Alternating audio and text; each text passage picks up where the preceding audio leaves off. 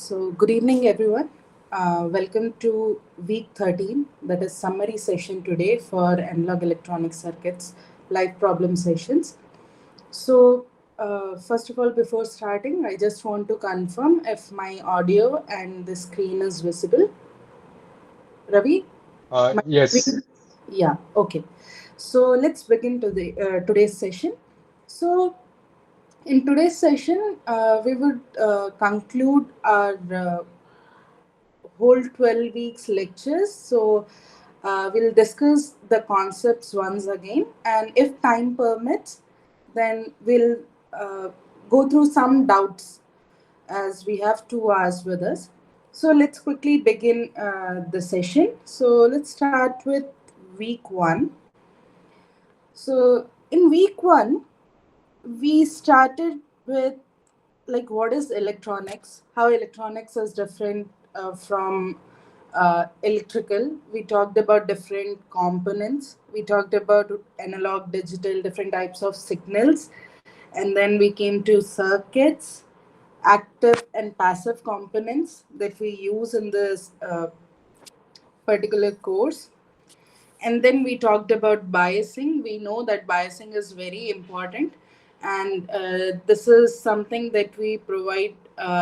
Like the power supply is basically used for biasing. It keeps your device in the certain region of operation from where you can uh, get further applications. So like if you want to use it, if you want to have an amplifier or an oscillator, you know that your transistors need to be in saturation. MOS transistor needs to be in saturation region. So to keep it in saturation region, we provide a DC supply that is from the so this is a DC supply that is used to bring your device into that certain region. So for, in our case, it is saturation, and because of that, your device starts behaving in a certain way. So for MOSFET, it behaves as a voltage controlled current source, and then over that you apply your signal. And when I say signal, it is the AC signal that I'm talking about, that will be amplified via this particular MOS transistor based amplifier. So the thing that we need to keep in mind is DC biasing is always DC, and the biasing is always present. So whenever we do analysis, so if there is some signal being applied, that is the AC signal in the input, so we always have to keep in mind that there is always a DC bias which is already present. So if I speak practically, there is a DC bias over which you overlap your signal, and similarly in the output also, the output that you obtain is overlapped over a DC voltage. So that is something that we need to keep in mind. Then we discussed about MOSFET's working. So like how the doping behaves, like what is the impact of doping and how things change. After that, we solved few basic circuits, which are like electrical circuits, to um, like to understand and to just go through the theorems once again, like KCL, KVL, superposition, which are the major uh, theorems that most of the times we use, and also Thevenin and Norton. So those were the circuits and signals that we talked about. We observed the behavior of different components like capacitors, resistors, and diodes. And so yeah, that's all for the first week's lecture. So that's all we covered in the first week's lecture. Other than that, now when we move to second week, so in the second week, we started with again the MOSFET, and we know that MOSFET is a four terminal device, but we actively use three terminals, that is gate, source, and drain, considering that body is shorted to source. So if the body is shorted to source, so it will provide you with certain VTH, but when you separate the body and the source, it will come up with a slight shift in the VTH that will depend on this VSB voltage. And these are the symbols that have been used for NMOS and PMOS.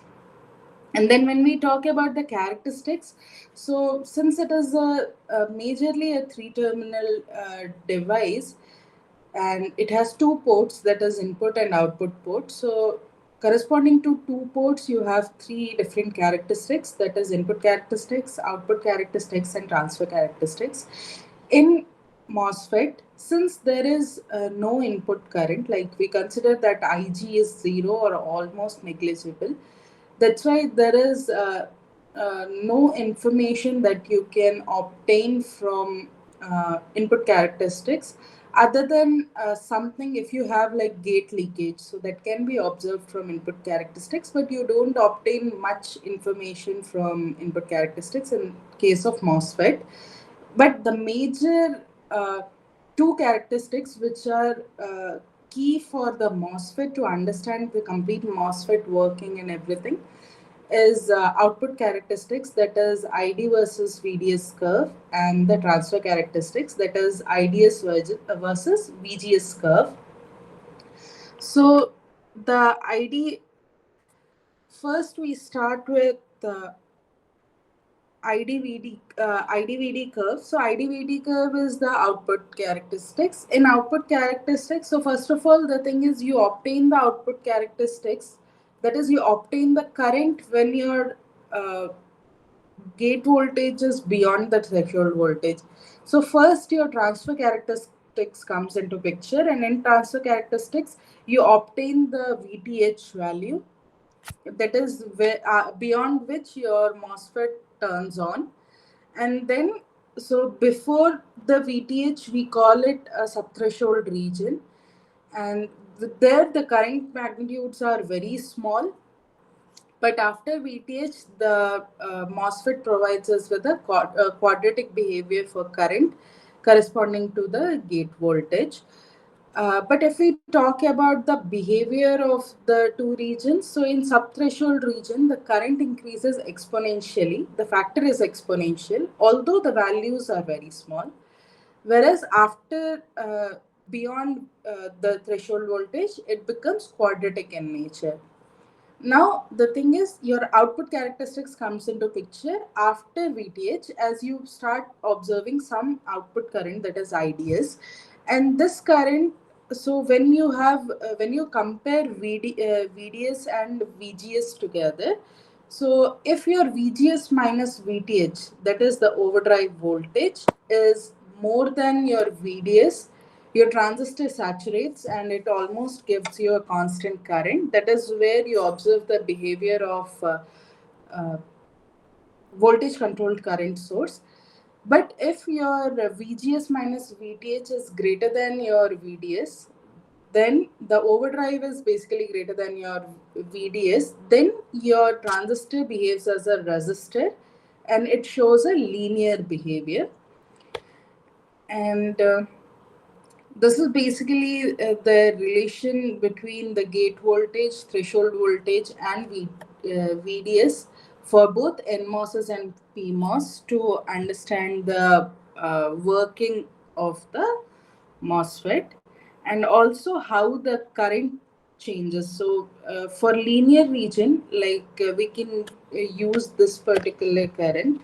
So this current expression can be used for linear region. This is used for saturation region, and this can be used. This is basically the universal current equation. So this can be used in any region, but most of the times we prefer that since this is the saturation, and in this particular formula we need a factor which is less, that is VDS. So that's why this particular formula is used for the currents in saturation region. And then we solved a few basic circuits on MOSFET to find out how how to relate current with gate voltage, and we used iterative methods also. So that was the problems that we solved, and then we came to this first amplifier configuration where we had uh,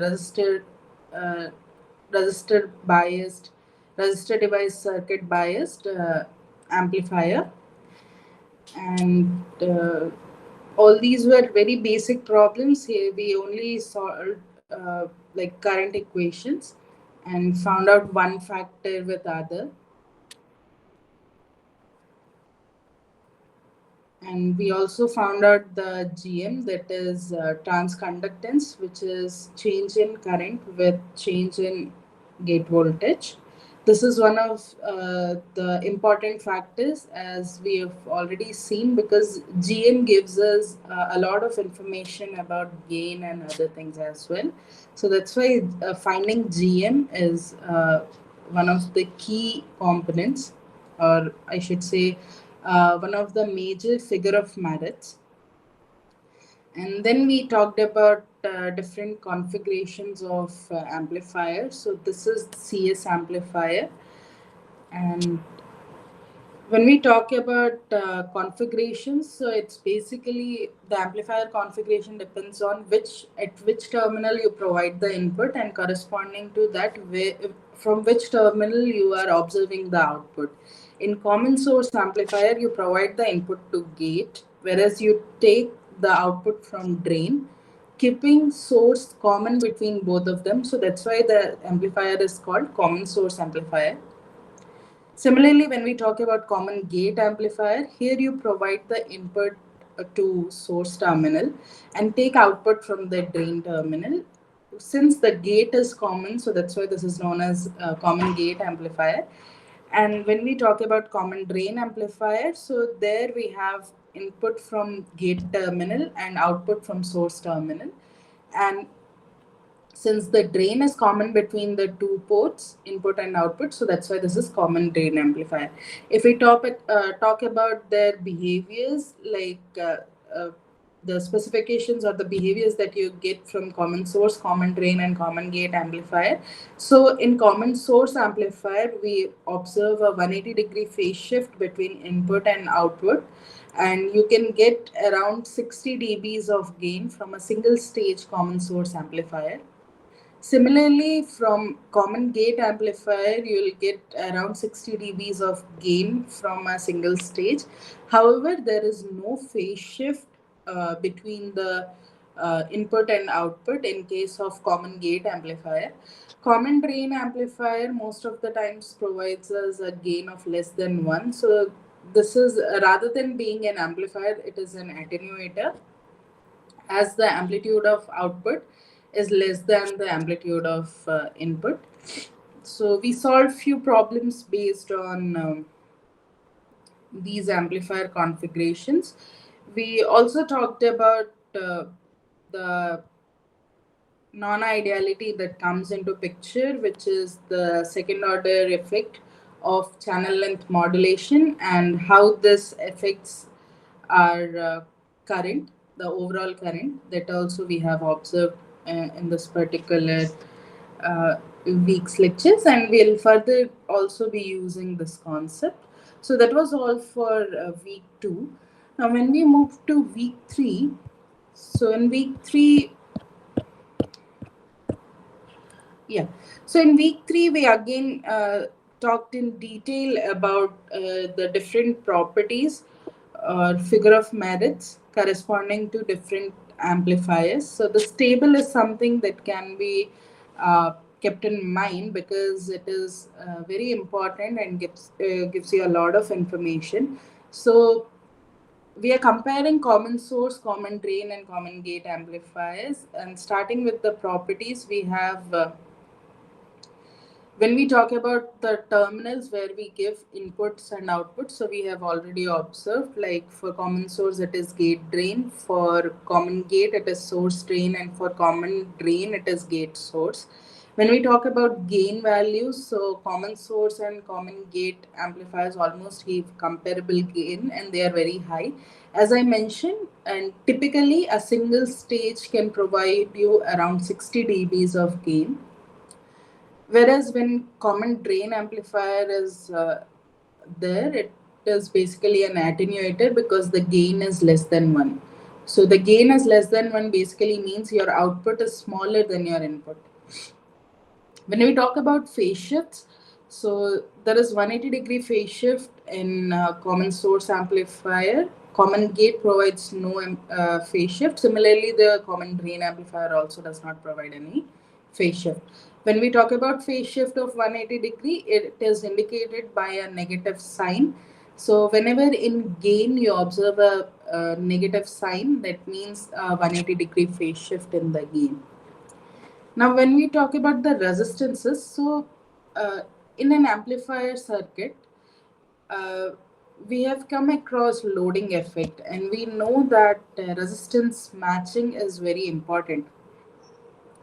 So, for example, we have discussed that what is desirable for a voltage kind of amplifier. So, if it is a voltage kind of amplifier, we want very high input resistance and very low output resistance. So, similarly, depending on what type of amplifier we are using, whether it is a voltage amplifier, current amplifier, voltage voltage, depending on your desired uh, amplifier configurations, the uh, corresponding input output resistance requirements change. So if we talk about common source amplifiers, so first of all, if we talk about the resistances itself, so the gate resistance is the highest in the MOSFET. Then comes the drain resistance due to the reverse biasing in the drain junction, and then comes the source resistance. So now, depending on these resistances, where we connect the input and output, your input and output resistance correspondingly changes. So for common source, since you are providing the input to gate, so and output from drain, so it is like very high input resistance and almost high output resistance. When we talk about common gate, here you provide the input to RS. So input is from source, so that's why the resistance RS, and output is from drain. So the resistance that comes is RD. So here you have low input resistance and high output resistance. When we talk about common drain amplifier, so there again the input is provided to gate and output is taken from source. So it shows a high input resistance with low output resistance. Now, depending on that, we have solved that. We tried to basically observe like how things change for CS amplifier, like why we get negative values, so negative gain that we get, that is 180-degree phase shift. So practically how we can think about it, so that's how we went across this type of analysis, where we observed that as VGS increases, your V out actually comes down. So that's why it basically shows you a 180-degree phase shift. Now, similarly, when a common gate amplifier was analyzed, we observed that there is no phase shift in the common gate, and likewise in the common drain amplifier. And now, when we talk about these amplifiers, so or to be more precise, the MOSFET itself, we can represent the MOSFET in very simple form, and we call this the small signal model of the MOSFET, where we represent the two ports, that is the input as well as output port of the MOSFET, which is actually a voltage controlled current source device in this particular form. And this particular small signal model is used for further analysis of the circuits, whether it is finding gains or bandwidths, etc. So yeah, based on, so when we classify amplifiers, so we have different categories of amplifiers. Like if we are talking about based on terminals, so we have CS, CG, CD. When we talk about based on inputs and outputs, we have voltage amplifier, current amplifier, trans resistance, and trans conductance. which I was just uh, discussing just a little prior to this, where we said that depending on what type of amplifier you have, your input output behavior changes. So, yeah, depending on that, then we started solving the problems. And the thing that we have to always keep in mind is our transistor for an amplifier should always remain in saturation. That is the most stable situation for an amplifier MOSFET to be. Then we solved some problems based on CS amplifier, finding GM, etc. Then we also observed the role of lambda and how lambda introduces. So this is the current that we observe because of lambda, the channel length modulation or the second order effect that comes because of lambda, and how lambda introduces the output resistance and things, how things change based on them. And we talked about something called output swing. So swing is one of the major figure of merits in an amplifier. What we want is, let's say we are applying a sinusoidal signal. In output, we want amplified signal, but we want our sinusoid to be intact. So basically, if I am introducing a frequency of say 10 kilohertz in the input, my output frequency should also be 10 kilohertz. My frequency should not change while using an amplifier. The amplitude can be magnified, but the frequency should not change. The moment you see uh, a clipped or distorted sine wave, it basically gives you the information that the frequency has changed. So there are some other frequencies that have been introduced in your signal. So if you observe a pure sinusoidal signal in the output, that means your uh, amplifier is working perfectly fine and you only have obtained amplitude magnification, but frequency is intact. So that's why we say that there should not be any distortion. And for that, it is very important to understand the output swing to identify what is the range in which your output can swing. And depending on that, you try to maintain your input. Like, what is the range of input that you can give to your system to get a reasonable output without any distortion. So that's where the idea of output swing comes into picture. And yeah, we performed small signal, we designed, like, drew small signal models, and then we performed different analysis. So no matter what type of circuit you observe, if you feel that you are unable to solve it, simply try to do a small signal equivalent of that circuit by performing the like significant analysis that you need to do. That is, if you are performing AC analysis, make sure you put all the DC signals to AC ground and then drawing the small signal model. The moment you draw the small signal model and start analyzing, the circuit becomes very simple.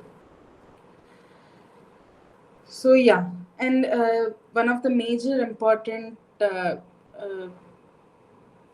things that you need to keep in mind is the gain when we calculate in dB.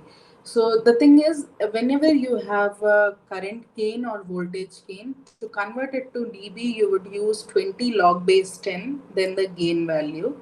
But if you have a power gain and you want to find it in dBs, so then you have to use 10 log base 10 power gain. So this is something, because many of the times people make mistakes over here, but we have to keep in mind that for current gain or voltage gain, that is 20 log base 10, and power gain, it is 10 log base 10. Now the thing is, you might argue that, okay, why is it like this? So the thing is, we know power is V square by R, correct? Or it is I square R. This is how you represent power. So now, when you have, like, in case of power, you can see it is already V square, correct? So this square term. So when we say power gain, we simply say 10 log base 10, then power gain. But now when we want to use, like, the voltage gain, so in case of voltage gain, if you observe very carefully, let's say I started with 10 log, but then you have V square by R. So it is again, it is like similar to power, but now this 2 comes into front and you gain this, get this gain as log base 10 V by R. So this is the reason that we use 20 for voltage gains when we have voltage by voltage, but for power gain we use 10 10 into log base 10. So this is the very simple and basic understanding. So that's why it is important to keep in mind, and that why you use power gain as 10 log base 10, and for voltage gain it is 20 log base 10. So yeah, that's all we did in week 3. Now moving on to week 4. So in week 4, we again solved some problems based on amplifiers, like finding the biasing points. So when we say bias point, DC point, or Q point, all of them mean the same thing. It is basically what are the things that you need to find out is VG, VD, and ID. So these are the things that basically define your DC biasing. So what are the voltages at gate source? Basically gate and the common terminal, drain and the common terminal, and what is the output current, that is ID. Then yeah, so that was all that we did in this. So we know that the gain formula for CS is GM into RD. Similarly, for CG amplifier also, it is almost GM into RD.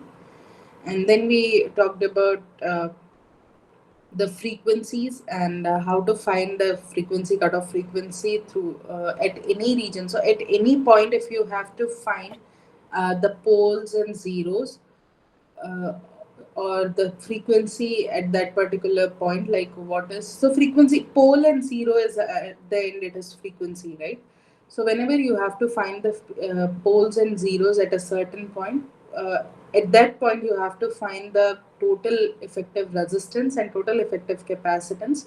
The moment you find it, you can find the pole or the zero value by 1 upon 2 pi r into C. So that's how you can find the pole zero value.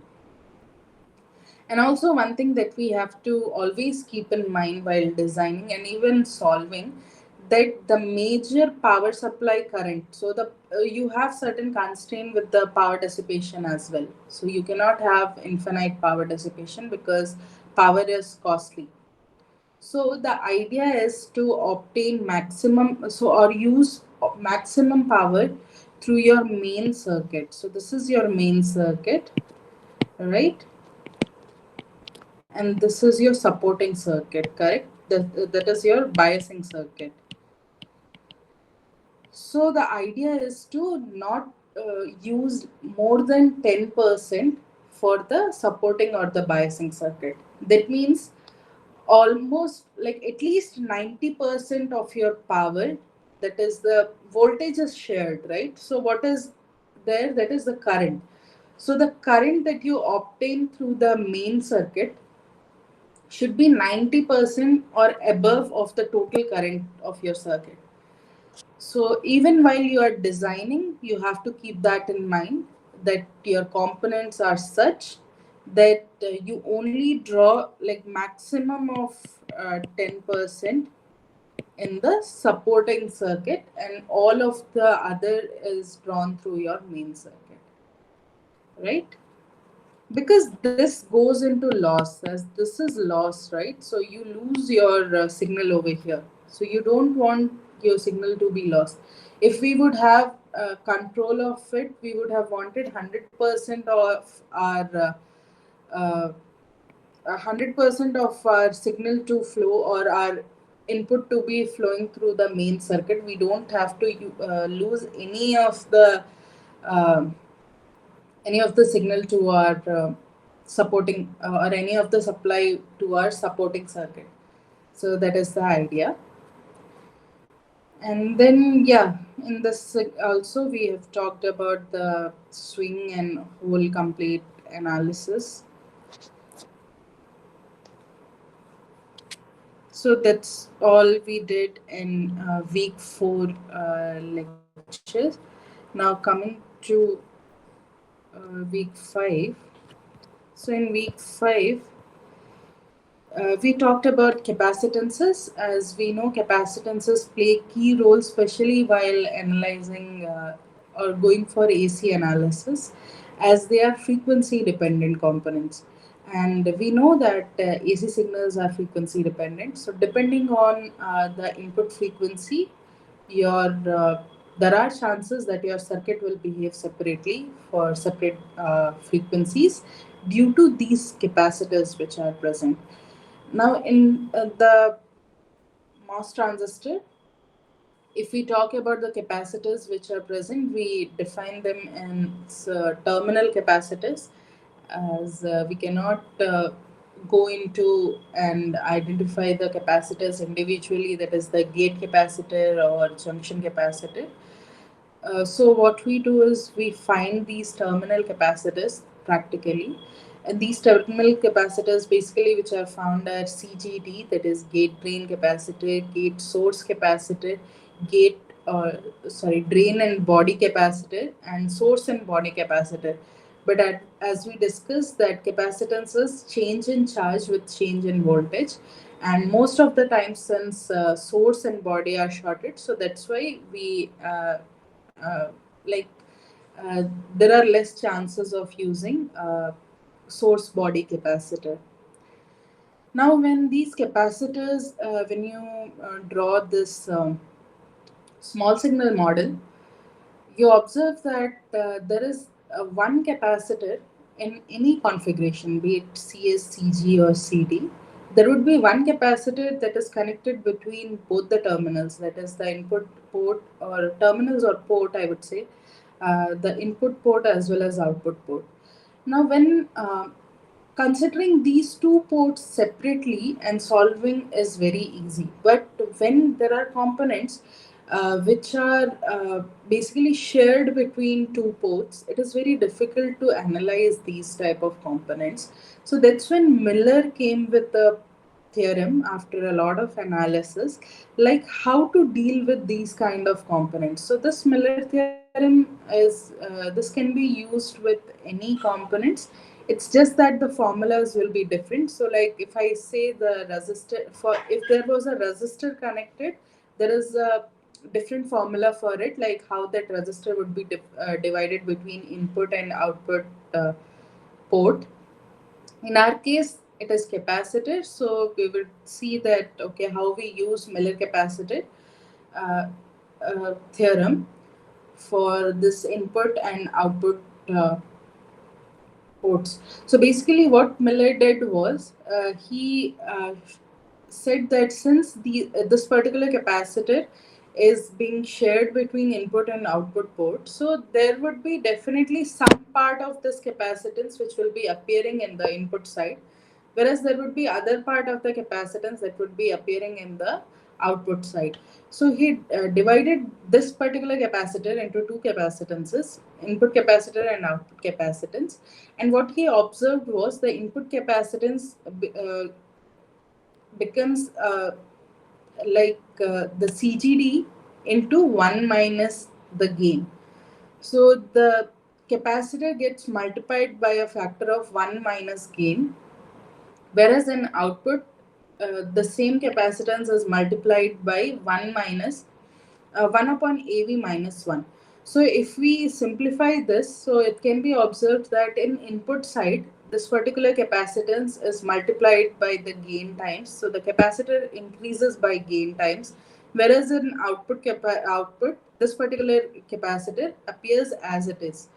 So this is also something very important to keep in mind, that the same capacitor which was connected between the two input and output ports, how it shows different behaviors, like how it appears so differently between input and output port, right? And then we discussed about poles and zeros. So we said, like, when we try to find the gain of the circuit, so gain is basically output by input. So when you find this output by input corresponding to all the like all the resistances and capacitors, so basically the parameters which are the components which are used for the circuit, we find the transfer function or the gain function of that corresponding circuit. It would have some numerator and some denominator in it. Most of the times we find these transfer functions in frequency domain, or I should say S domain. And from there, we can find the values of poles and zeros. So poles are basically when you put your denominator of the transfer function to 0, all the roots that you get, or all the solutions that you get for denominator to 0, when you put denominator to 0, we call that pole of the system. When you put the numerator of the transfer function to 0, the solutions that you get or the roots that you observe are called zeros of the system, or zeros of the transfer function. And based on your poles and zeros, you would draw a frequency response. So frequency response is gain versus frequency plot. So it basically tells you the behavior of the circuit, like how the gain of the circuit or the phase of the circuit changes with the changing frequency. And most of the times it is basically it is a semilog plot, where frequency is changing in log fashion, whereas gain is in dB, and that you plot in a linear fashion. So if we observe very carefully, again gain is in dBs. So if you start writing the gain in normal values, so it also is in like log behavior. But anyways, gain is always in dB, and your frequency is there. So you can represent your frequency in either hertz or radians, it's up to you. But it is in per decade fraction. So basically, it's a log excess. So yeah. Now, based on so when we say frequency response, so frequency response is the actual plot, but for theoretical analysis, we can draw Bode plots. So Bode plots are approximate plots, but it gives you more or less the idea of how the circuit will behave. And also it is very easy to analyze and plot. So that's why we use Bode plots to analyze theoretically, like what is happening in your circuit. So there are certain rules that needs to be followed. Like whenever there is a zero is encountered in the Bode plot, it will provide you a slope of plus 20 dB per decade. And when a pole is encountered, it will give you a slope of minus 20 dB per decade. And then if you have, let's say, n zeros, if you encounter n zeros, the slope will become 20 into n times dBs. So 20 n times dB per decade slope. Similarly, for n poles, like n corresponding poles, you will have a slope of minus 20n dB per decade. So it becomes n times, and it increases by a factor of 20 per pole. So yeah, we observed some examples, and we said that since this is approximate plot, so in exact plot what will happen is, the moment you encounter a pole at that particular location, your gain reduces by 3 dBs. So that's why we say minus 3 dB gain. So because whenever there is a exact plot, in the exact plot, what you observe is the moment you obtain a pole or you reach a pole, the gain actually reduces by 3 dps. Similarly, when you encounter a zero, the gain increases by 3 dps. So that's how that is the slight difference that you observe in the exact body, exact frequency response and the Bode plot. When we talk about Bode phase plot, so we never go for Bode phase plot with approximate Bode phase plot. It's most of the times absolute Bode phase plot, but still, if I have to comment on the phase shifts, so the maximum phase shift that can be obtained by a zero is plus 90 degrees, and the phase obtained by a pole, that is the maximum, is minus 90 degrees. So now whatever phase shift you will obtain corresponding to a pole and zero will lie somewhere in between depending on the values. So yeah, and then we discussed about how to find if a given circuit is there and you have to find, okay, what is the number of poles and where are the number of poles and zeros that you can obtain. So we said that we have to first of all look into the different floating nodes. Though when I say floating nodes, that means the nodes which can have both AC as well as DC components. And these are the nodes which are not directly connected to either supply, that is VDD, or ground. So the nodes which are not directly connected to any supply or ground, those nodes are floating nodes.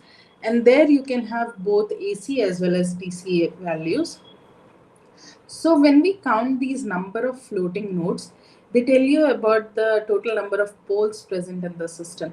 So like in this particular circuit that we observe here, we have DC nodes as A, E, and C, whereas there are these AC nodes which are B and D. So these two B and D will basically provide us with the poles. So here we can see that we have two poles. And what are the values of two poles? So simply at these two nodes, we will calculate the effective value of capacitance as well as resistance, and then we can simply find the value of poles by 1 upon 2 pi RC, right?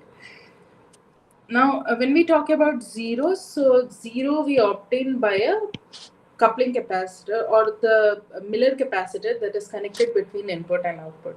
So the number of capacitors that are connected between input and output, these Miller capacitances, will basically give us the number of zeros.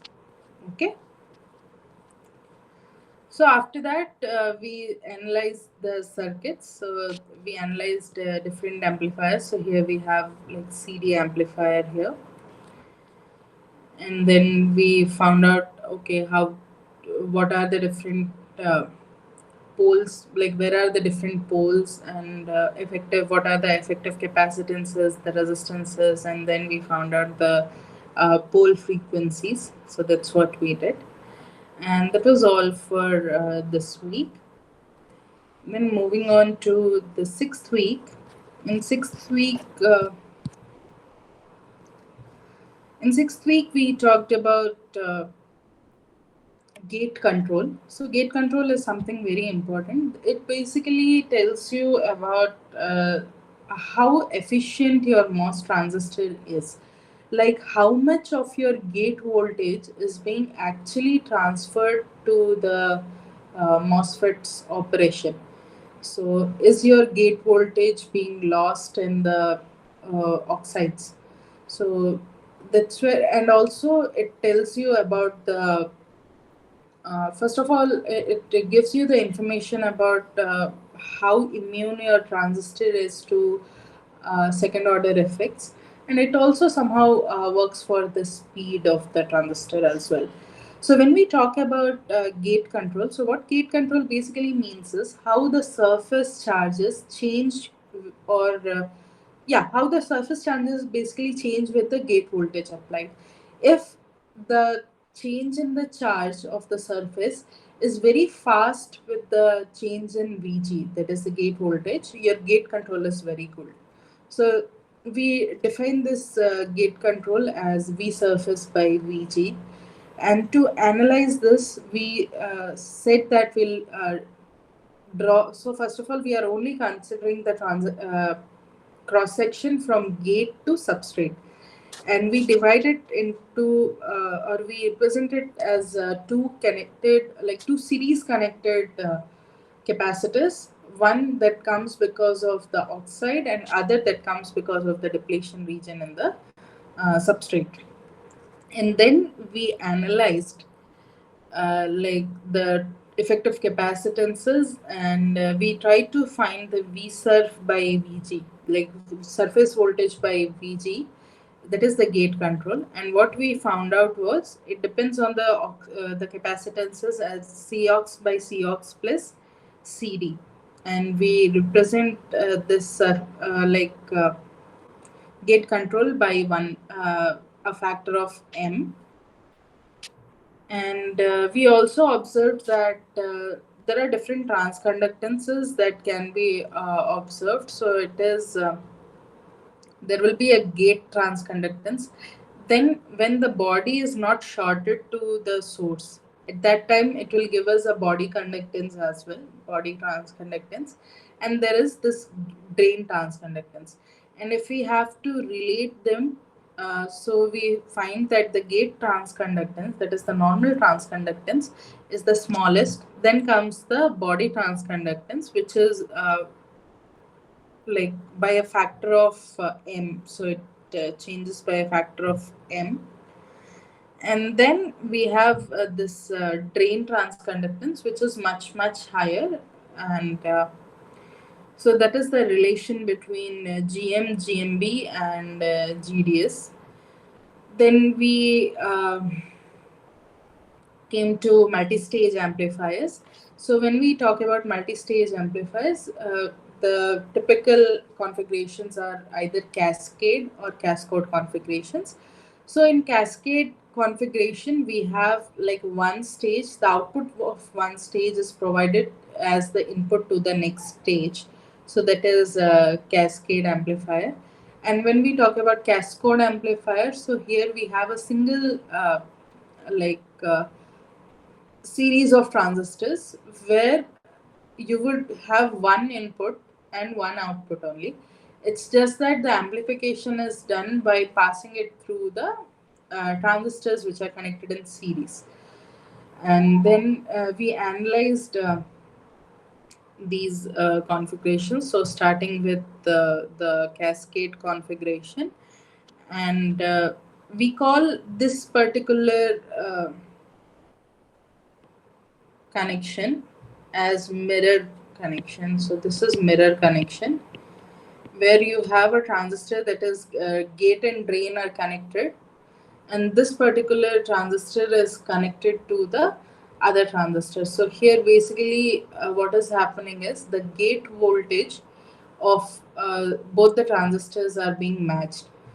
Now, if the source is also matched, then we know that VGS is what comes in the current equation. So the moment your VGS becomes equal, then we know that if the VGS is equal, so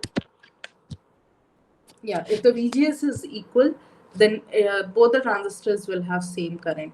If all other things are matched, like VTH is matched, and if other things are matched in the transistors, the moment VGS is matched, your transistor will have same current. So to be very precise, it is like this particular configuration. So here you can see that VSG are matched for both the transistors. So this is mirror configuration.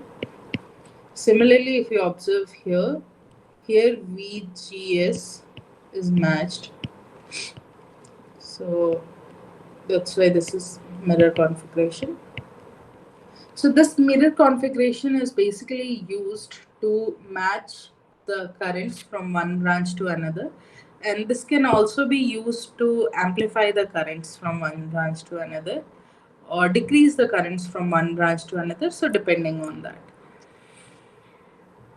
So yeah, then we solved these multi-stage amplifiers, and we said that when we have this kind of multi-stage amplifier, um, or when we have this differential amplifier to be precise, we said since both the branches are matched, so analyzing one branch is enough to understand the behavior.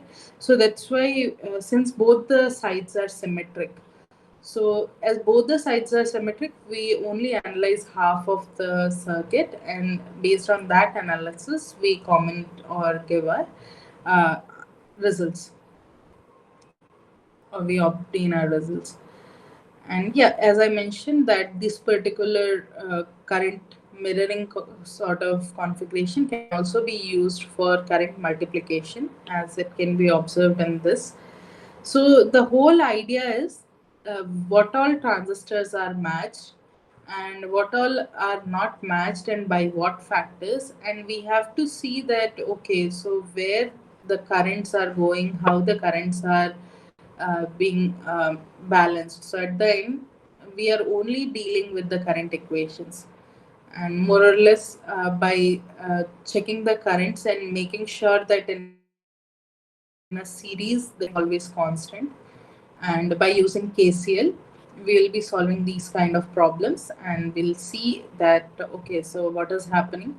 So in this particular circuit, let's say there is some reference voltage in the first connection, like the first series, that is this, and then what will be the current in the last one. So the idea is to solve these transistors based on currents only. So like if we see that okay, transistor 1 and 2 are connected in series, so that means the current of transistor 1 and transistor 2 are matched. Now if we see that okay, transistor 4 is connected to transistor 2 and these two are matched transistor, they also have VGS match. So that means the current through transistor 4 is already known. This is same as this transistor 1 and 2. But now if we see transistor 3, so the gate is same, and the source is also same, but the thing is the W has been changed. So W has become like here it is 21 times of the previous one. So that means whatever the current was flowing through transistor 1, 21 times of that current will flow through the transistor 3. So now here we know, from here you are getting 21 I1. Here we are getting 21 I1. This branch has taken 1 I1. So that means we know that from this branch you will get 20 times of I1. So transistor 5 is carrying 20 times of I1. Now again see, transistor 5 and 6 are completely matched because their widths have been matched and also their VGS is same. So because of that, the same current that is flowing through transistor 5 will flow through transistor 6. So that brings us to 20 times of I1. So if we see that from transistor 1 or from the starting branch to this branch where it is connected to transistor 6, the current has been amplified by 20 times. Is this clear? So basically, that's how we'll solve these kind of problems. So that is how you solve this current mirror or current amplification circuits. So that's what we did in this week majorly.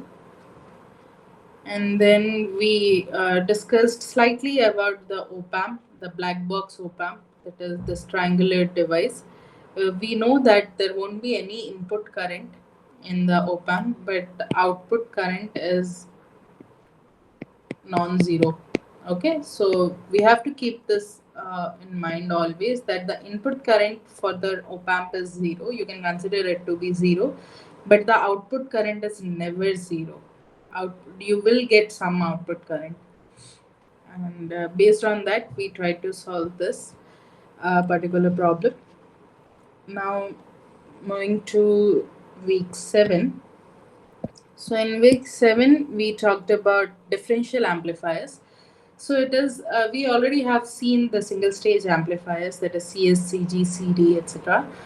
Then the concern is in the amplifier, which is the single amplifier. If you have some noise in the input, your output will also have the noise, but also amplified. The noise will also be amplified. So the concern was, is there a way that if you can eliminate the noise, is there any way that you can eliminate the noise and in the output you can get a noise free signal? So that's where differential amplifiers come into picture. The idea is that if you have differential inputs, so that means basically if you have two inputs, and if let's say the two inputs have been affected by the same noise, same kind of noise, then uh, if your amplifier takes the difference of these two inputs, then the noises will be cancelled out and your output will come out to be a noise free signal. So that is the idea. Now in this differential amplifiers or in differential pair, you can have two types of amplifiers. One is single ended output, where you have two inputs, you are giving differential inputs, you have two inputs, but you get only single output, that is single ended output, we call it as OTA. And if you have a double ended output, that means you are providing two inputs and you get two terminals as outputs, and your resultant output is the difference of these two terminals, then it is double ended output. And we also call it differential amplifier or differential pair. Now, when we have differential amplifiers and OTS, so these are the basic circuits of differential amplifier and an OTS. So here you can see that you have two inputs, V in 1 and V in 2. The actual input that is going to the amplifier is V in 1 minus V in 2. Similarly, you have two outputs, V out 1 and V out 2. The actual output that you will get is again the differential output, that is V out 1 minus V out 2. When in case of OTA, the actual input is V in 1 minus V in 2, which is a differential input, but the output is V out, that is only a single output. Now, if we talk about the inputs, so here you can have common mode inputs or differential mode input. Common mode input basically means that both your inputs are equal. So that is the common mode input. Differential mode input means both the inputs are different. So based on this type of input, that is the common mode input. So because both common mode input and differential mode input, so you have two types of input. Corresponding to that, you will get two types of output. When you have both outputs and inputs, you will get gain also. So depending on the input and output, you have common mode gain and differential mode gain. So one of the key parameters or key figure of merits for differential amplifier is CMRR, that is common mode rejection ratio. The idea of differential amplifier is that the circuit should be able to reject the common mode signal as much as possible. So when we say CMRR, it is basically the ratio between differential mode gain by common mode gain, and we want our differential mode gain to be as high as possible and common mode gain to be as low as possible. Ideally, we want our common mode gain to be zero. That means complete noise cancellation, which will bring us to a CMRR of infinity. But if we talk about practical scenario, so in practical scenario, you have CMRR of 180 to 180 to like 120 to 180 dBs range. In that range, you can design your um, differential amplifiers. So in differential amplifiers, the major focus is on reducing the CMRR, reducing the ACM rather than improving the differential gain.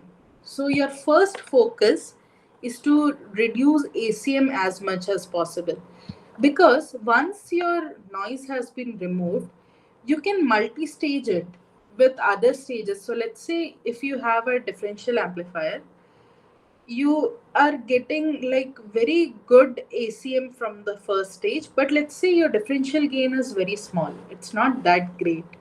So, but to amplify it, you can use a CS amplifier, right, in the output. Then you can amplify your AD. But for ACM, you have only this particular differential circuit. So that's why the focus is to reduce ACM as much as possible in a differential circuit. So your target is to, you target first on ACM. Once your ACM is settled, then you move to AD. So that is the idea. Because this particular amplifier is focused majorly on noise cancellation. So after that, we solved some problems based on differential pair, differential amplifiers, and OTAs, and have seen like how things change, how to analyze these. Again, this is a half circuit analysis, and also another important parameter is ICMR. So ICMR is input common mode range. So this basically tells you like so this is similar to the output um, so it's similar to the output range that we talked in single stages. So basically, what you get from output range is how much input, reasonable input that you can provide to your circuit, right? Similar to that, ICMR also tells you about what is the range of inputs, and what is the range of inputs, and from which value to which value of inputs that you can provide to your circuit to get a satisfactory output.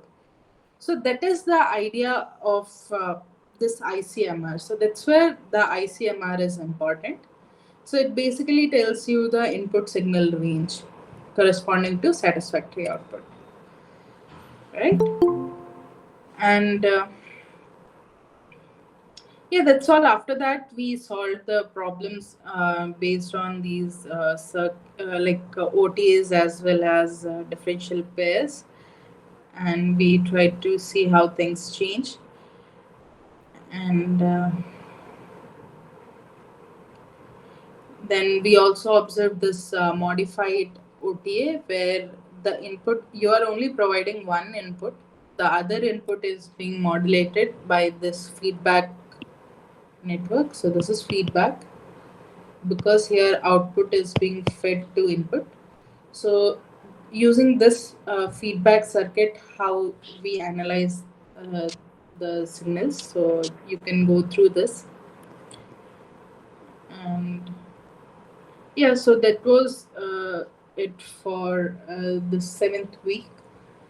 Then if we move to 8th week, in 8th week,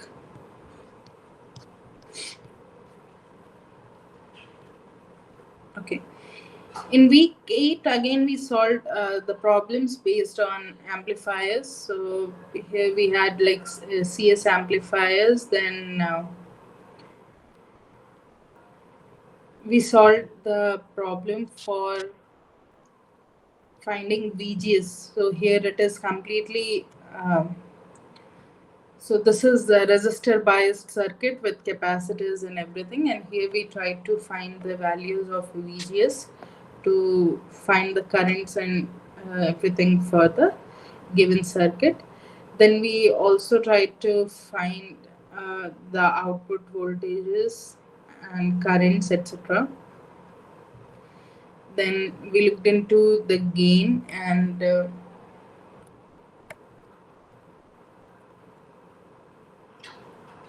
we tried to find the input and output capacitances, which would at the end lead to our pole zero identification. Then we solved this particular problem. So here again, the idea was to find the transfer function and to find the poles and zeros of the system.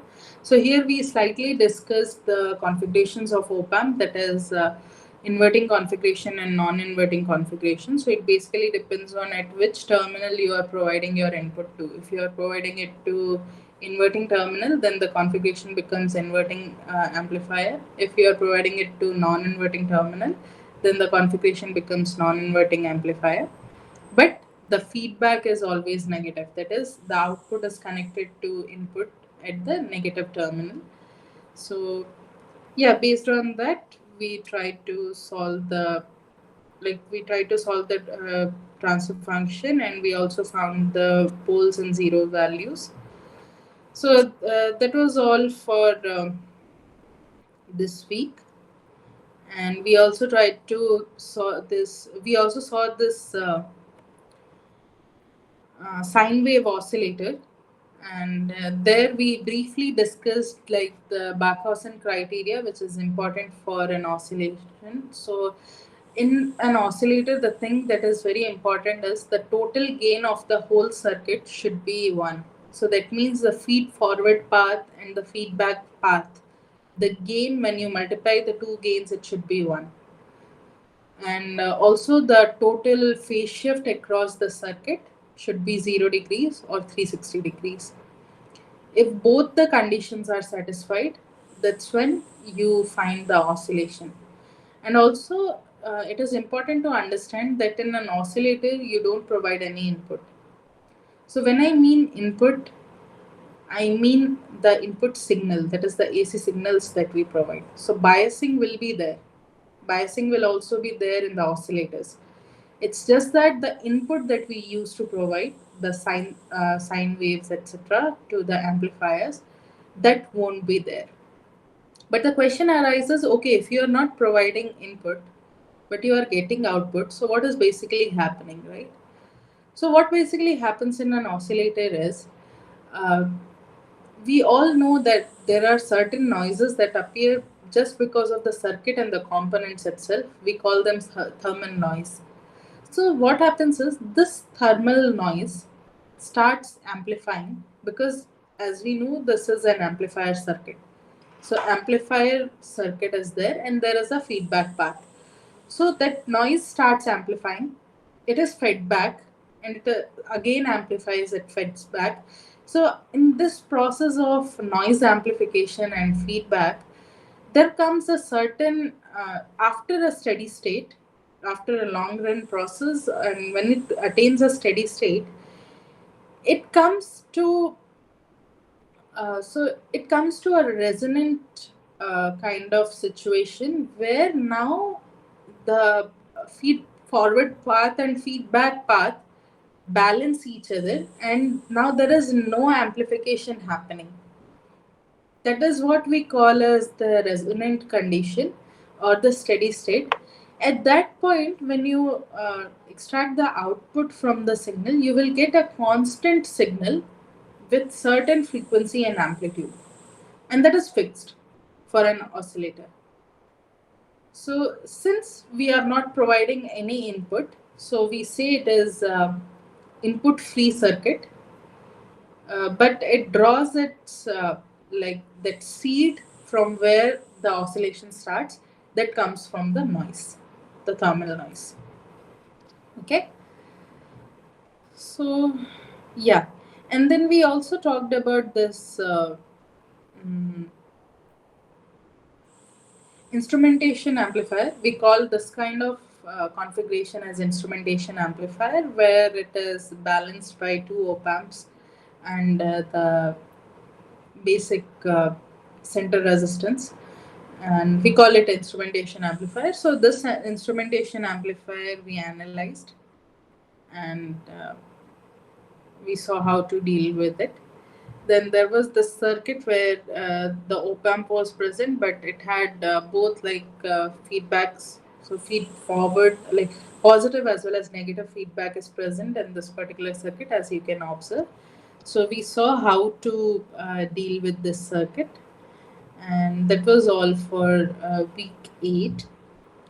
After week 8, in week 9, we moved to Yeah.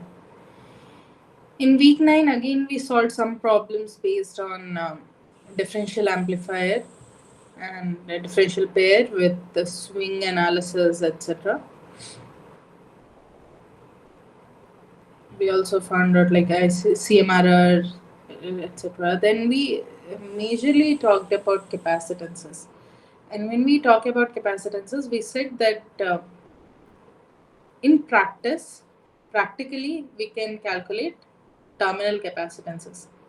That is CGS, CGD, CDB, CDS, etc. But these terminal capacitances actually consist of what is there which is intrinsic to the device. That is the gate oxide capacitance or the junction capacitance that is formed between the PN junctions which are formed. So those combined, those capacitances, when they are combined, they appear as terminal capacitances. So when we talk about gate capacitance, that is the oxide capacitance, it is a parallel plate capacitor, and we know the value of parallel plate capacitance. We can find it by the epsilon by d, with the formula of epsilon by d. This further can be divided into overlap capacitance as well. So overlap is basically when you dope your transistor for source and drain formation. What happens is it's not like if you say that I want a width of uh, 10 nanometers for my source region and 10 nanometers for my drain region. When you practically dope it, it's not at all feasible that you can dope it just for 10 nanometers. Definitely, there is some spreading that happens. So, in that scenario, what happens is your source region as well as drain region starts extending below the gate. So this extra region that comes under the gate, but it is part of source or drain, we call them overlap capacitances. That is also the region that the effective length of the transistor is also actually reduced because of this spreading that happens. So that overlap capacitance also we consider them under gate capacitance. Now, when we talk about junction capacitance, so this junction capacitance is the PN junction that is formed between the source and substrate or drain and substrate. So these junction capacitance, the formulas that we get are from the PN junction that is uh, given by these formulas. So these junction capacitance change with the biasing and everything because the charge profile changes with the biasing and the voltage applied. So that's what we discussed. Then we try to find out, like we analyzed the capacitances for different circuits, and we saw okay what are the phases that we need to consider, which phases won't be considered, etc. So in this particular week, we majorly focused on the capacitance analysis. Yeah, that was all for week 9. Now in week 10, we came to the multi-stage amplifiers in a bit more detail. So as we said, like in multi-stage amplifiers, we have majorly cascade amplifier and cascode amplifier. So cascade amplifier are back-to-back connected. So the output of one stage is connected to the input of another. Whereas in cascode amplifier, the transistors are connected in series, one above the another. So they are stacked one above the another, and here you give input to one transistor. So bottommost transistor you'll give the input, or the topmost transistor, and you'll take output from the center. So if we talk about the figure of merits in cascade and cascode, so it is observed that the gains are almost comparable in two-stage cascade amplifier or double stacked cascode amplifier. The gains are almost comparable. But if we talk about power dissipation, so we know in cascade amplifier there are two stages. So there will be two currents that will be flowing. So the current requirement is double in the cascade amplifier compared to the cascode amplifier. as it only has a single stage. If we talk about the output swing, so we know that the more transistors you stack, the less output region you would get for the swing, right? So because of that, the output swing of Cascode is much less compared to cascade amplifiers. Now, if we talk about the stability, so stability, we discussed stability based on the pole placement. So if the poles are placed far apart, then we say the system is stable. If the poles are very close by, we say the system is unstable. In case of cascade amplifier, what happens is the pole, the output poles that are appearing because of two stages, they are almost comparable in range. So, because of these two poles being very close by, they sort of lead to stability concerns. And if we look into the cascode amplifier, here there is only one, what I should say, one dominant pole system, and in terms of RNC, if I would say, so one pole has a very large RC compared to the other poles. So it becomes more like a single pole system or one dominant pole system. So that's why the stability is better in case of the cascode amplifier. So these are the major differences between your cascade and cascode amplifier. And then we tried to analyze again these multi-stage amplifiers and differential pairs.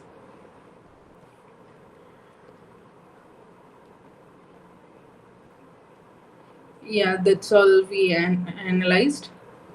And we also tried to look into more of these mirror configurations and tried to analyze the things.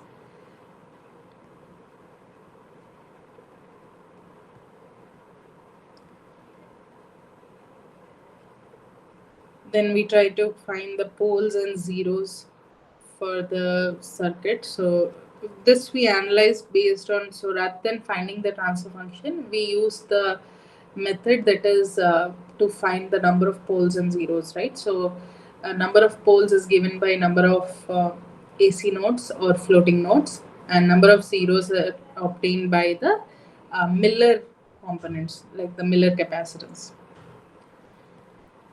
Then,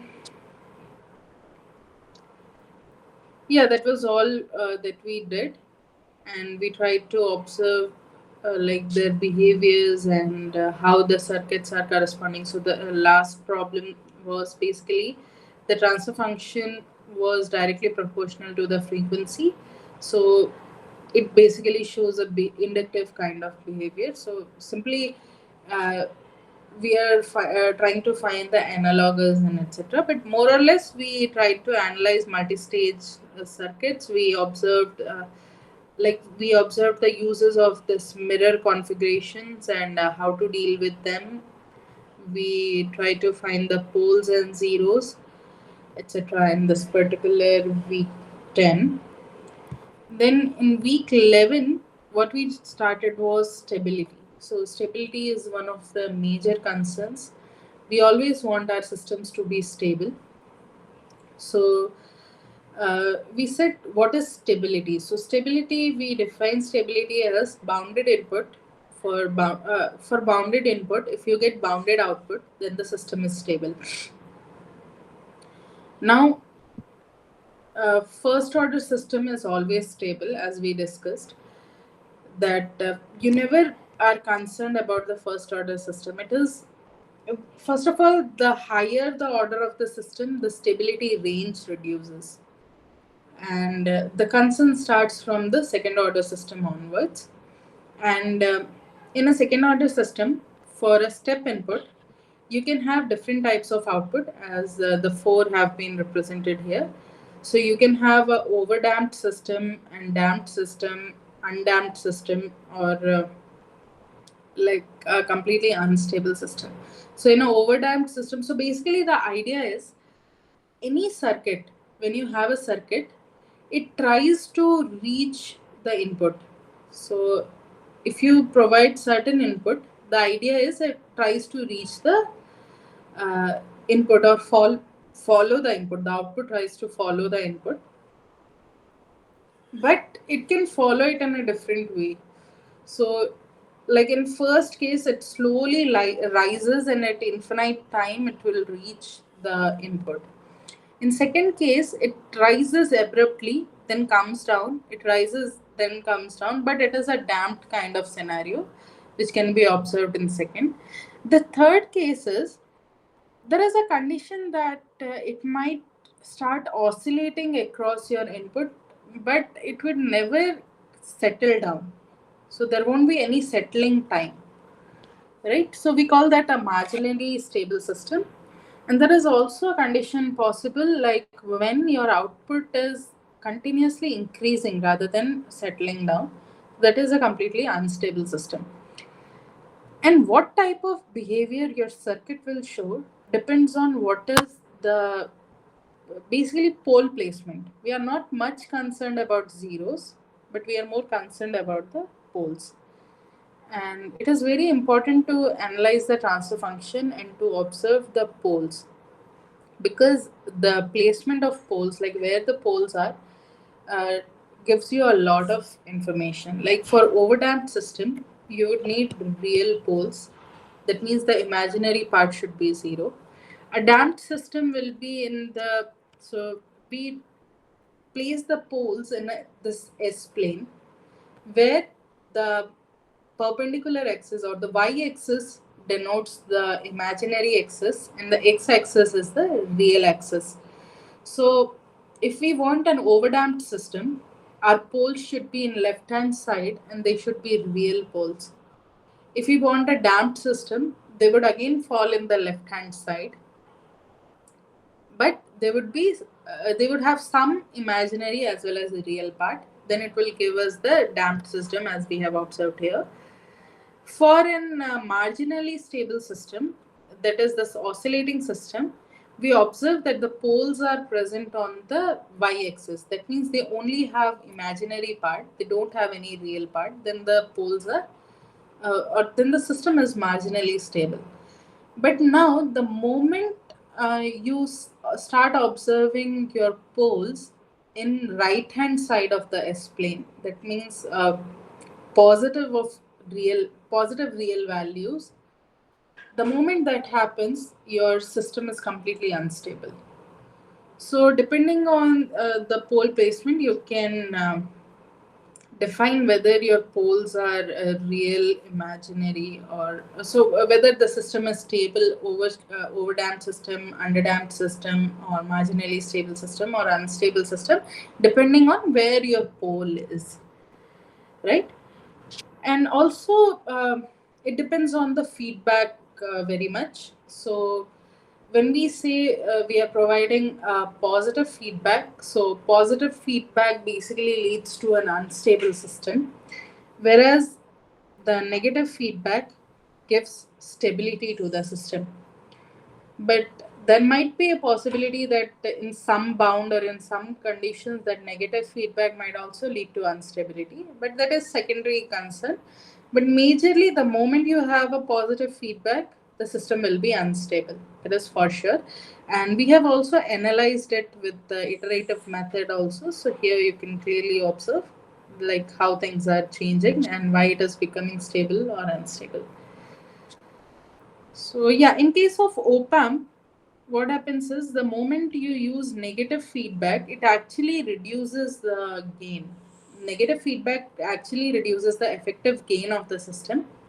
But the negative feedback, because of reduction of this gain, it increases the input range of the system. So earlier, let's say the op-amp, because op-amp had very high gain, so even for very small input, your output would have been saturated. But we want like satisfactory outputs, right? If I'm giving a sine wave, I want my output to be sine wave. I don't want it to be saturated. So we need to somehow reduce that gain and try to maintain the gain according to our will. So that's where this negative feedback comes into picture, and it helps us with this analysis. And we can maintain our gain by playing with the components that are attached to the um, op-amp. So basically the resistors that we attach. So by changing the values of resistors, we can change the gain. So we are basically playing around with the gain, or the gain is in control of us. So that is the idea of stability. And then we can also find the stability of the system by analyzing the phase margin of the system. This is more theoretical and exact way. So the idea is we have to find the phase of the system at any given frequencies where we want. But ideally, the uh, phase margin is observed at 0 dB gain frequency. So at 0 dB gain frequency, we try to find the phase margin, that is 180 degrees minus the phase at 0 dBs. And if the phase margin is less than 0, then the system becomes unstable. But if the phase margin is greater than 0, then the system is stable. Then yeah, that's, as we mentioned, that first order system is always stable, and the problem starts from the second order onwards. As we said, that the maximum phase shift a pole can introduce is 90 degrees, minus 90 degrees. And if there are two poles which are far apart, then there is a possibility that they might be introducing a maximum gain of 180 degrees. And we know that phase margin is 180 minus the phase. So that is the reason why the stability becomes a concern beyond second order systems, right? So yeah, then we analyzed different scenarios based on damping factor, how things are changing with damping factors, etc. And then we also came to Bode plots, because all of this is also related to Bode plots. And we said that Bode plots are of two types: magnitude plot and phase plot. And you can use a Bode plot to identify the stability as well as the functionality of the system. Like if we talk about the functionality, so here are some examples like of low pass filter, high pass filter, how the um, Bode plot or the frequency response will look like for a low pass filter, high pass filter, band stop filter, all pass filter. And this all pass filter is basically used to introduce the phase shift in your input and output. So it acts as a delay unit in the circuit. So all of that. Then we tried to analyze the pole zero ratio. Then we solved some problems based on phase margin, identifying the phase margin, etc. So that was it for week 11. And last week we discussed, yeah. So last week we again discussed some problems based on Zener diode and dirty supply to clean supply. So how we stabilize our circuits. So uh, we all have heard of stabilizers, right? Not now, but in our younger days, all the fridges used to come with an additional unit. Like we used to use an additional unit that is called stabilizer connected, and then we used to connect our fridge to that stabilizer, and that stabilizer was connected to the power supply. That was happening. Why? Because we know when the power is transferred, there are chances that the power is contaminated. So basically there are noises in the power, and it might damage our fridges. Similarly for ACs as well. So to avoid those damages, stabilizers were used. So stabilizers were a separate entity. Nowadays, these stabilizers are coming inbuilt in all the fridges and ACs, but earlier they used to be separate entities. So if you talk about what is there inside the stabilizer, so in layman's term and in basic circuit terms, this is the basic circuit of an stabilizer, where you provide dirty supply as input to the stabilizer, and it gives out a clean, stable supply to you. Because it gives you a stable supply, it is named as stabilizer. And the key component in a stabilizer is Zener diode. Because it, no matter, so the, we all know the transfer characteristics of Zener diode, right? So in Zener diode, it is observed that no matter how much current you pass through it, beyond breakdown or beyond the knee voltage, the voltage never changes. So here it fixes the voltage. And because it fixes the voltage at the output, let's say you want either a fixed output current or voltage, depending on what type of circuit you are using, it will be fixed. So that's where it used to provide stability from these failures that happen because of unstable supplies, right? So that is the stabilizer or stabilizing circuit for you.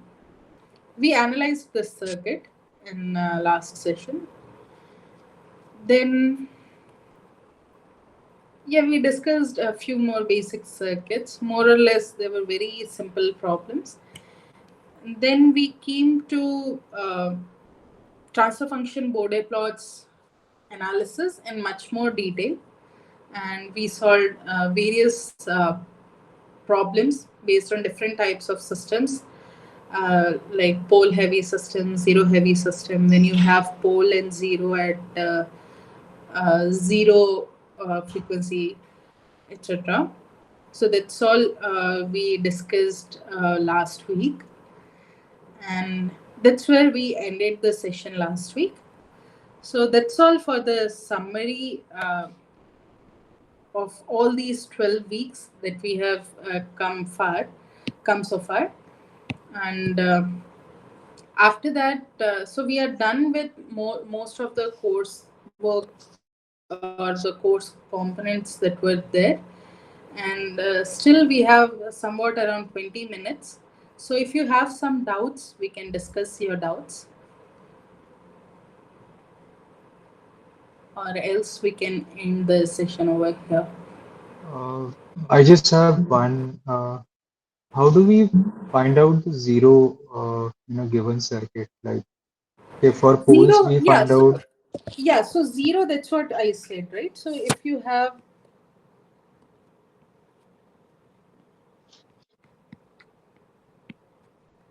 okay, so let's say this is your CS amplifier.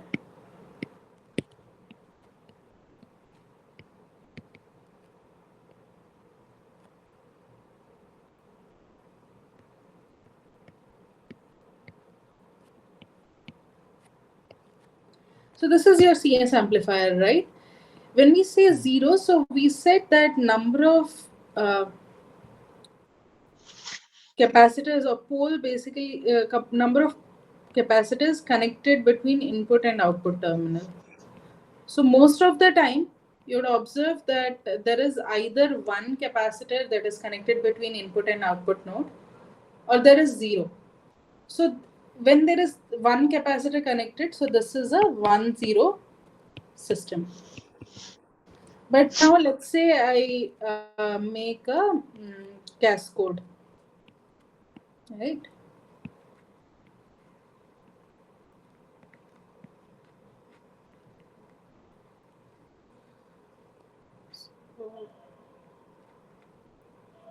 So let's say this is my cascode circuit.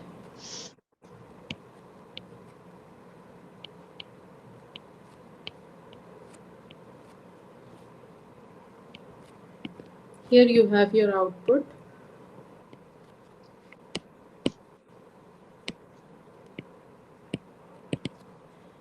And here you are providing your input. And these are constant voltages that are given.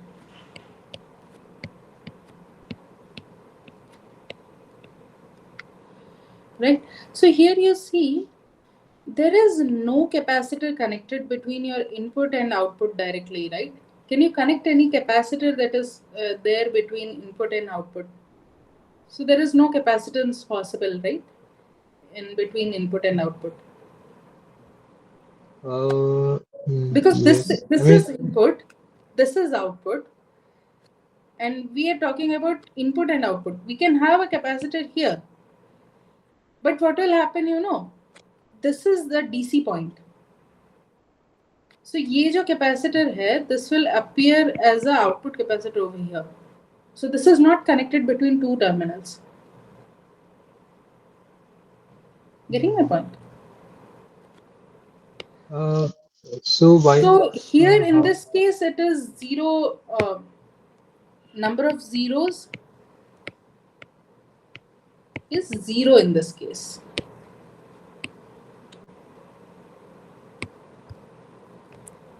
Right, but here there was one capacitor connected between your input and output port. So this is a 1-0 system. How about a cascade stage? I mean, in that also it will be something similar to the cascade stage, right? In case of cascade, right? Hmm. Okay, so in case of cascade also it will be similar to the CS stage only. Why, you know? Because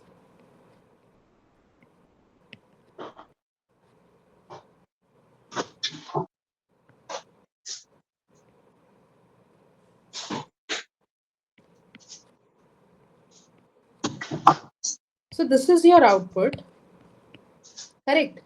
Here you are giving your Yes. input. So now here you get your first output. That output again travels over here, and here you get the second output. So you see, this is a DC node. This node is DC. This is DC, DC, DC. Because the major concern that appears is because of it being a AC plus DC node. This is also AC plus DC node. Now here this is AC plus DC. Here also it is AC plus DC. This is DC. In this case, this is DC, DC. Here it is AC plus DC. This is AC plus DC. This is AC plus DC. Now, because this is AC plus DC node, that means the floating node, right? So, because of this AC plus DC node, it will show you the similar behavior as that of the CS amplifier. Because now here, when you connect a capacitor like this, or even here when you connect a capacitor like this, these capacitors are connected between two AC nodes.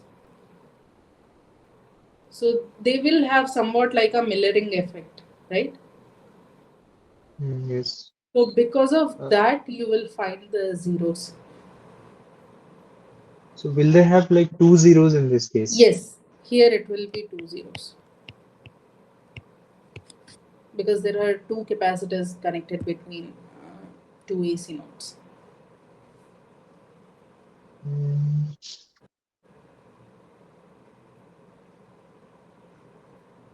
So it is like in Cascode, it's like if we If we the start terminals that increasing the stages, the stages, the number of zeros start increasing.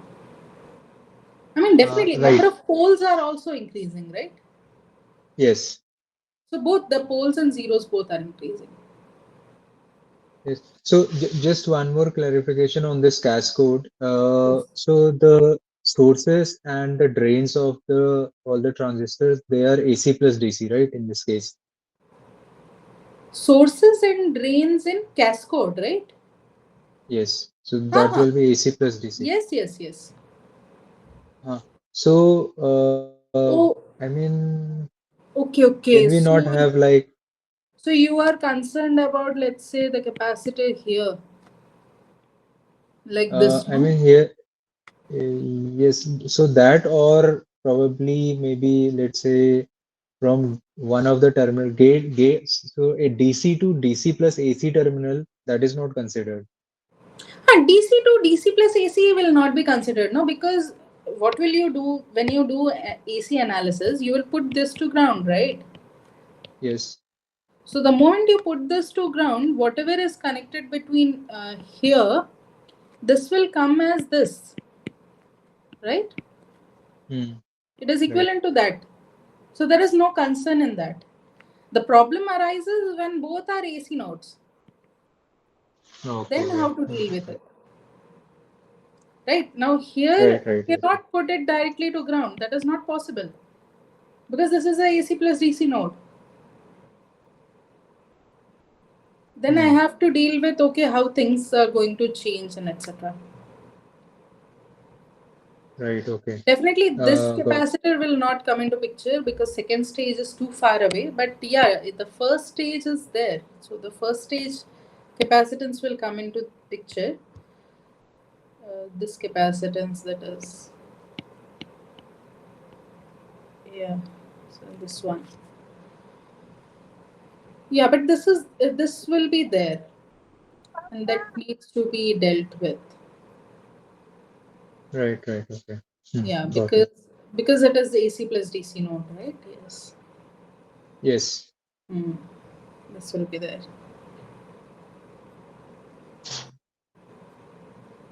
But we are Thank you. never more concerned. So the major thing is in our systems, we are less bothered about zeros. We are more bothered about poles. Um, in terms of almost everything, we are more bothered about poles, like how far the poles are, how closely they are placed. But definitely, when you are talking about Bode plot or the complete system, then you have to have the idea of the whole system, whole transfer function. In that case, you would have to solve it completely. Like if this is a three-stage cascade, those three-stage ka you have to draw like the whole small signal model completely, stage by stage, and then when you start solving, you will arrive at a point where you can see that you will get V out by V in and the whole transfer function. It will be there. It will be a little tedious, but you will use Miller formula. So wherever you see these Miller components coming into picture, you will use Miller formulas, and then you will solve. So you will get a transfer function in forms of poles and zeros, and then you can analyze it. Hmm. Okay. Got it. Thank you. Yes. Any other doubts?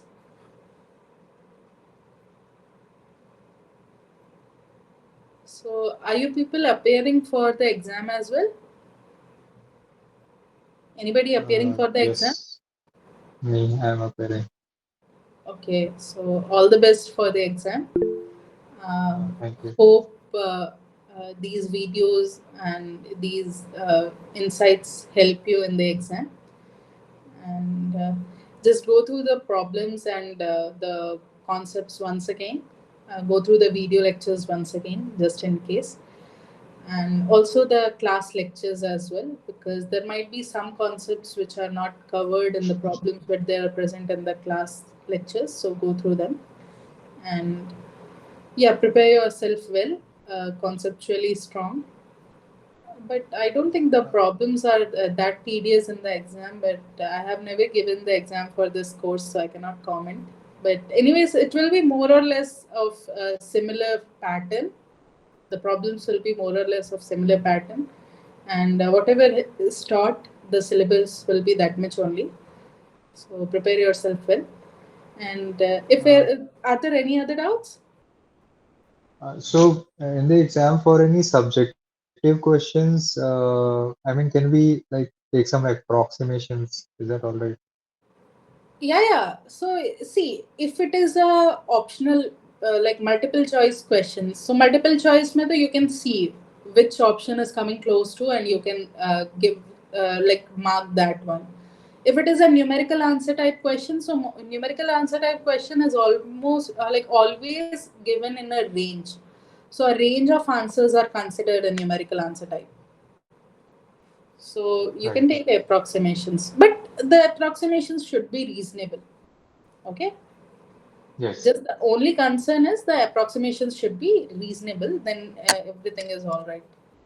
It's and since it is considered in range, so they also know that what are the possible approximations that people can make and how much will it affect the answer. So based on that only, they consider their range. So it's fine. Right. Thank you Yeah. so much. Yeah. Yes. Okay. Any other doubts? Anything you want to discuss?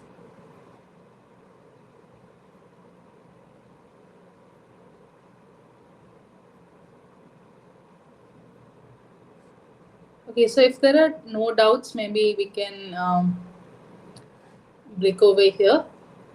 Thank you all for joining. Thank you all for supporting.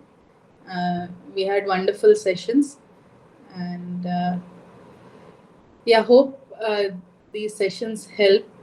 Even it helps me also enhance few things when we discuss. So hope these insights help you in the exam and also in the future endeavor. And let's hope we'll meet next time with some other course or in the same course, and or we'll meet somewhere in the future, and then we can discuss even more. So that's all for today, everyone. Thank you. Have a wonderful evening ahead, and all the best for your exams. Hope you do great in your exams. So, at that note, I would like to close this session. Thank you. Thank Thank you very much for everything, Thank you. all the classes. That was really helpful. Thank you. Thank you.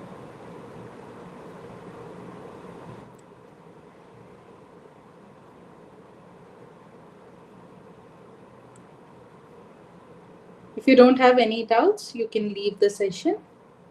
Or else, if you have some doubts, you can please feel free to unmute yourself and ask.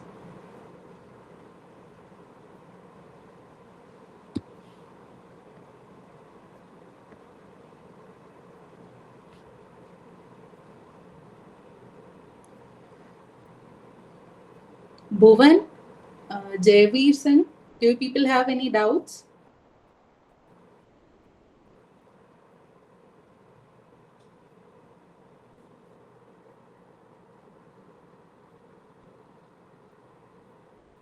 Bhuvan, Jayveer Singh, are you people there?